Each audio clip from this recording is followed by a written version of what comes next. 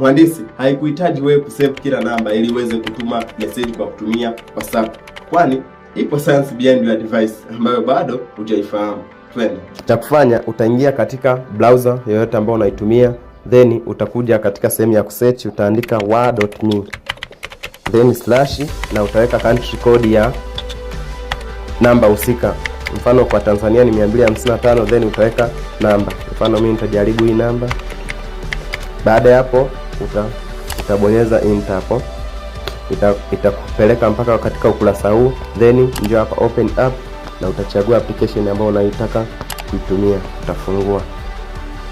Hii itakudirect moja kwa moja mpaka kwenye chats husika, na hapo utaweza kutuma ujumbe wako pasipo kusave namba hiyo katika simu yako. Na hii ni Freelancer Tech Lab, tunatoa science behind your device. See you on next video. Mhandisi, haikuhitaji wewe kusave kila namba ili uweze kutuma message kwa kutumia WhatsApp, kwani ipo science behind your device ambayo bado hujaifahamu. Twende. Cha kufanya, utaingia katika browser yoyote ambayo unaitumia, then utakuja katika sehemu ya kusearch, utaandika wa.me then slash na utaweka country code ya namba husika. Mfano kwa Tanzania ni 255, then utaweka namba. Mfano mimi nitajaribu hii namba. Baada ya hapo utabonyeza enter hapo.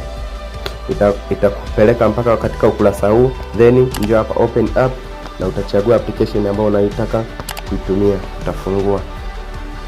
Hii itakudirect moja kwa moja mpaka kwenye chats husika, na hapo utaweza kutuma ujumbe wako pasipo kusave namba hiyo katika simu yako. Na hii ni Freelancer Tech Lab, tunatoa science behind your device. See you on next video.